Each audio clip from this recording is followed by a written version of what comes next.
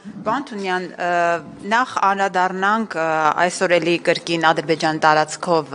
ցորենի ներկրում է եղել Հայաստան։ Տպավորություն է, որ միայն Հայաստանն է, Հայաստանն է ստանում, որ առևտուր անում Ադրբեջանի հետ։ Ադրբեջանը Հայաստանի հետ չի անում։ Ինչու միակողմանի է դեռևս։ Արդյոք կան օրինակ որոշակի ապրանքատեսակներ, որ Հայաստանով Ադրբեջանով կգնա այլ երկիր։ Նա ձեր հարցի սկիզբը կասեք։ Ինչու է միակողմանի։ Չէ, սկիզբը ինչ ասացիք, ասացիք Ադրբեջանի տարածքով։ Այդ նշանակում է մենք առևտուրը ոչ թե Ադրբեջանի հետ ենք անում, այլ ուրիշ երկրի հետ ենք անում Ադրբեջանի տարածքով։ Քանի որ մենք ու Ադրբեջանն ենք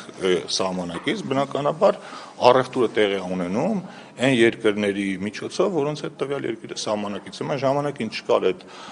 հնարավորությունը, հիմա կա։ Բենզինն էլ, եթե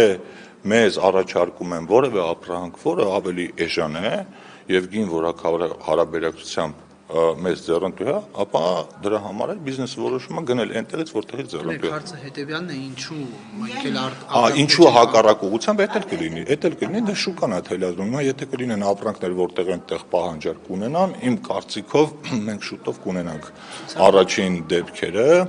այդպես պայմանական դեպքերը, դա կառավարությունը չի որոշում ինչ ներմուծվի կամ ինչ արտահանվի, կա փոխադարձ հետաքրքրություն որոշ ապրանքատեսակների գծով, քանի որ ինֆորմացիան շատ չեմ տիրապետում ու չեմ ուզում կանխատեսումներ անել, կթողնենք երևի 1-2 ամիսների ընթացքում նաև կունենանք հակառակ ուղղությամբ տեղաշարժ։ Հայաստանից արտահանում։ Այո։ Ասենք խոսում էր մետաղական կամ ավելի ճիշտ փայլաթիթեղների մասին էր խոսում, որ այնտեղ կարող է պահանջարկ լինել։ Կարող է սննդամթերքի որոշ տեսակների մասին խոսք գնա։ Ես դրա մասնագետը չեմ, կամ ավելի ճիշտ կնասել, այդ ինֆորմացիան առայժմ չեմ տիրապետում։ Բայց էկոնոմիկայի նախարարը կարծեմ վերջերս հարցազրույցի ժամանակ մի քանի կոնկրետ ապրանքախմբերի